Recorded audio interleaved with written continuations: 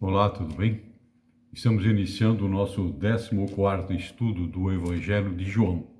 Espero que vocês tenham tido uma boa semana e hoje nós vamos começar no capítulo 8 do Evangelho de João, falando sobre o episódio da mulher adúltera.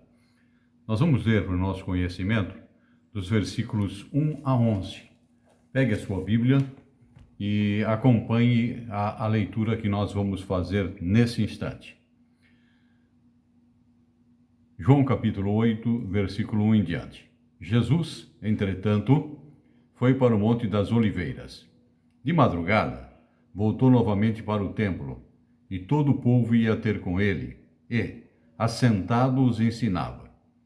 Os escribas e fariseus trouxeram à sua presença uma mulher surpreendida em adultério, e fazendo-a ficar de pé no meio de todos, disseram a Jesus: Mestre, esta mulher foi apanhada em flagrante adultério. É na lei nos mandou Moisés que tais mulheres sejam apedrejadas. Tu, pois, que dizes? Isso diziam ele, tentando-o, para terem o que o acusar. Mas Jesus, inclinando-se, escrevia na terra com o dedo. Como insistissem com a pergunta, Jesus se levantou e lhes disse: Aquele que dentre vós estiver sem pecado, seja o primeiro que lhe atire pedra. E, tornando a inclinar-se, continuou a escrever no chão. Mas, ouvindo eles essa resposta e acusados pela própria consciência, foram se retirando um por um, a começar pelos mais velhos até os últimos, ficando só Jesus e a mulher no meio onde estava. Erguendo-se Jesus e não vendo a ninguém mais além da mulher, perguntou-lhe: Mulher, onde estão aqueles teus acusadores? Ninguém te condenou? Respondeu ela: Ninguém, Senhor. Então lhes disse Jesus: Nem eu tampouco te condeno. Vai e não peques mais. Esses versículos que nós acabamos de ler no Evangelho de João, capítulo 8, não constam de alguns manuscritos gregos e, em outros, aparecem em lugares diferentes, tais como você pode ver em João, capítulo 7, versículo 36, ou mesmo no livro de Lucas. No versículo 5 que nós lemos desse texto, aparece a expressão na lei. A punição que a lei preceitua para o adultério é a morte, conforme Levíticos capítulo 20, versículo 10, onde nós lemos: Se um homem adulterar com a mulher do seu próximo, será morto o adúltero e a adúltera. O apedrejamento não era especificado, exceto num caso de acordo com Deuteronômio capítulo 22, versículos 23 e 24, que diz: Se houver moça virgem, desposada, e um homem a achar na cidade e se deitar com ela, então trareis ambos à porta daquela cidade e os apedrejareis até que morram. A moça, porque não gritou na cidade, e o homem, porque humilhou a mulher do seu próximo. Assim, eliminarás o mal do meio de ti. Temos ainda uma expressão no versículo 6 que nós acabamos de ler no texto. Diz aí, tentando-o. Vamos observar aí, se Jesus lhe dissesse que levassem adiante o apedrejamento, ele estaria violando a lei romana, pela qual os romanos se reservavam para si mesmos a execução da pena da morte em terras ocupadas, conforme João registra no capítulo 18, versículo 31, que você pode ver. Se Jesus lhe dissesse que liberassem a mulher, daria a impressão de tolerar o adultério e violaria a lei de Moisés. Durante este fato, Jesus escrevia na areia. Esta é a única passagem onde se diz que Jesus escreveu. nada é dito a respeito do que ele escreveu. O desafio de Jesus, que nós vemos entre os versículos 7 e 11, mostrou que os acusadores da mulher estavam desqualificados como juízes. O propósito deles não era fazer valer a lei de Moisés, mas armar uma cilada para Jesus e usaram esta mulher como um joguete para conseguir um ímpio desígnio. No versículo 11, o último versículo que nós lemos no texto, aparece uma expressão condeno. Este é um termo legal que se refere à sentença de um tribunal. Jesus indica que nenhum procedimento legal foi observado e, portanto, não há base para uma pena capital proposta. Jesus ademoestou a mulher que não pecasse mais. Vamos ver agora o versículo 12. Estamos lendo João capítulo 8, versículo 12. De novo, lhes falava Jesus dizendo: Eu sou a luz do mundo. Quem me segue não andará em trevas, pelo contrário, terá luz da vida. Aparece a expressão nesse versículo 12, eu sou a luz do mundo. Nos tempos de Jesus, os candeeiros eram usados como parte da celebração da festa dos tabernáculos, que nós já vimos em estudos anteriores. Durante essa festa, a rocha da qual jorrou água no deserto e a coluna de fogo que propiciava a luz e servia de guia eram lembrados, conforme lemos em Êxodo capítulo 13, versículo 21, que você também poderá verificar posteriormente. A rocha apontava para Jesus, de acordo com a primeira carta a Coríntios, capítulo 10, versículo 4, que diz: E bebiam da mesma fonte espiritual, porque bebiam de uma pedra espiritual que os seguia, e a pedra era Cristo. Cristo é também a luz que a coluna de fogo prefigurava, como um tipo. Visto que Deus é luz, conforme você pode confirmar lendo 1 João capítulo 1, versículo 5, as palavras de Jesus redundam em reivindicações de divindade perante o povo. Vamos ler agora o versículo 13. João 8, versículo 13. Então lhes objetaram os fariseus: Tu dá testemunho de ti mesmo, logo, o teu testemunho não é verdadeiro. Olha a expressão aí, o teu testemunho não é verdadeiro. Por que eles se baseavam nisso? Esse debate, que continua no versículo 19, dá ênfase à questão do testemunho válido. Os fariseus dizem que o testemunho de Jesus não era legalmente aceitável, porque lhes falta corroboração. Tomam por base o que diz Deuteronômio, capítulo 17, versículo 6, que diz: Por depoimento de 2 ou 3 testemunhas, será morto o que houver de morrer. Por depoimento de uma só testemunha, ele não morrerá. Vamos ver agora o versículo 14, para termos uma ideia da continuidade desse assunto. No versículo 14 fala-nos: Respondeu Jesus e disse: Posto que eu testifico de mim mesmo, o meu testemunho é verdadeiro, porque sei de onde vim e para onde vou, mas vós não sabeis de onde venho, nem para onde vou. Observe a expressão aí no caso, sei de onde vim. Uma vez que Jesus sabe de onde veio, isto é, do céu, ele sabe que seu testemunho é válido e é verdadeiro. A origem de Jesus é outra vez o ponto de conflito, conforme nós já vimos quando lemos João capítulo 7, versículos 41 a 43 e o versículo 52. Leiamos agora, para nossa continuidade, os versículos 15 e 16 do capítulo 8. Vós julgais segundo a carne, eu ninguém julgo. Se eu julgo, o meu juízo é verdadeiro, porque não sou eu só, porém eu e aquele que me enviou. Porque não sou eu só. Desde que o Pai é sua testemunha, o testemunho de Cristo é legalmente aceitável. Em qualquer caso, aquele que tem o testemunho de Deus não precisa de mais nada, é completamente suficiente.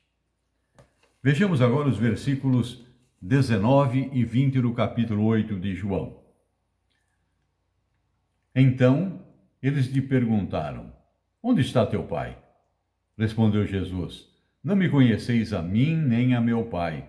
Se conhecesseis a mim, também conheceríeis a meu pai. Proferiu ele estas palavras no lugar do gasofilácio, quando ensinava no templo. E ninguém o prendeu, porque não era ainda chegada a sua hora.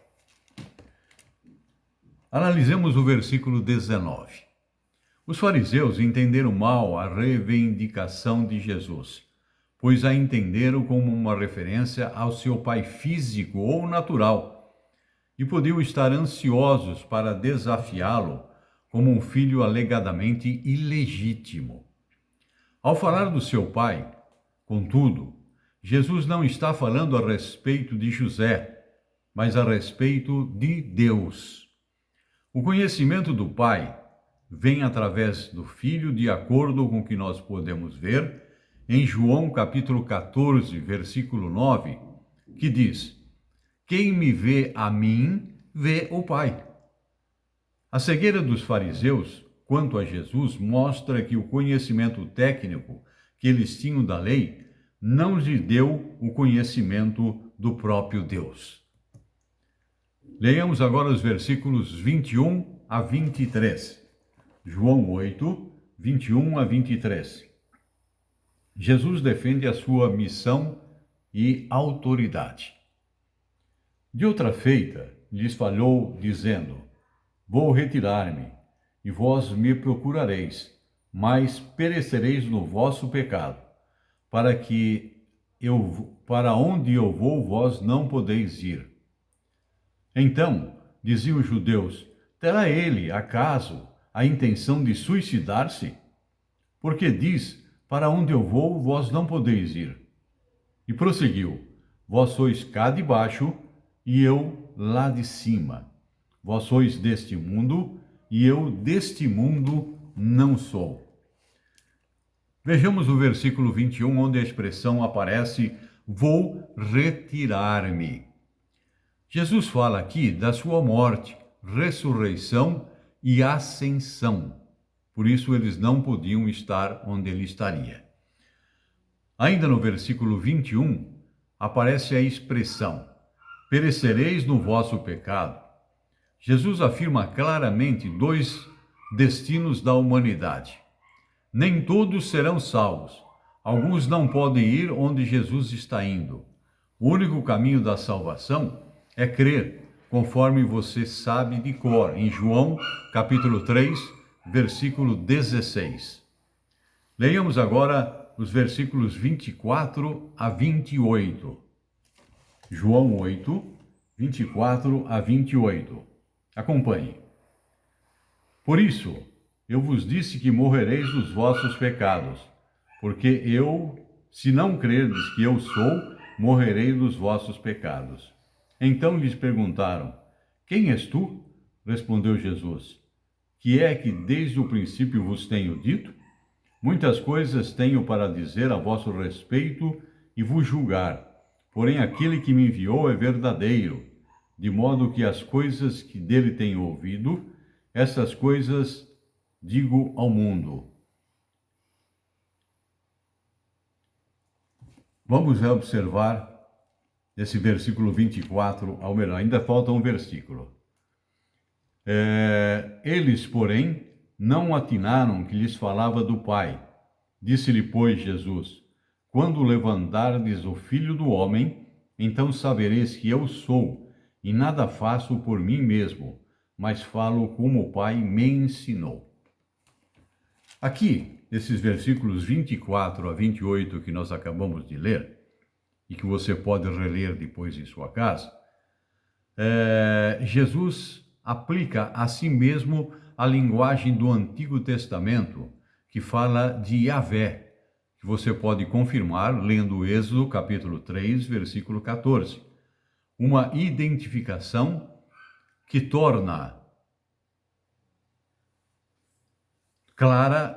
se torna clara no versículo 58 desse capítulo 8. Leiamos agora no versículo 30 do capítulo 8. Se você preferir, vamos ler 29, do 24 a 31.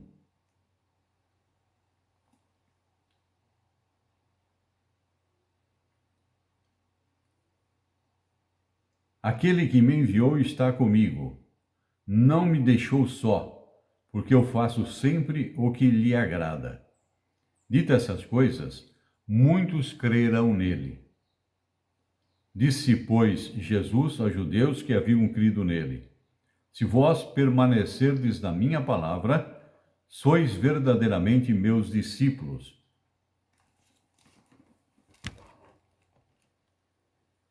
No versículo 30, que nós acabamos de ver também, tem a expressão, melhor dizendo, muitos crerão nele. Daquilo que disseram posteriormente, nos versículos 33, 37 e 39, infere-se que a sua profissão de fé era superficial. Os verdadeiros crentes são os que permanecem em sua palavra, conforme nós lemos no versículo 31. A perseverança distingue aqueles que verdadeiramente são nascidos de Deus. Veja, 1 João, capítulo 2, versículo 19, e no livro O Evangelho de João, capítulo 15, versículos 2 e versículo 6. Leiamos agora João 8:32. E conhecereis a verdade, e a verdade vos libertará. Muito conhecido esse texto, e aparece a expressão e conhecereis a verdade. Sustentar o ensino de Cristo, que é a verdade, conforme nós lemos em João capítulo 6, que diz: Respondeu-lhe Jesus: Eu sou o caminho, e a verdade, e a vida. Ninguém vem ao Pai, senão por mim. Conduz-nos à verdade que torna uma pessoa livre da escravidão do pecado. A salvação não é obtida por meio de conhecimento intelectual, como imaginam os gnósticos, mas por meio de um relacionamento vital com Jesus e do compromisso com a verdade que ele revelou, conforme você pode confirmar lendo João capítulo 18, versículo 37. Vamos ver agora João capítulo 8, versículo 33. João capítulo 8, versículo 33. Respondeu-lhes: Somos descendência de Abraão e jamais fomos escravos de alguém. Como dizes tu, sereis livres?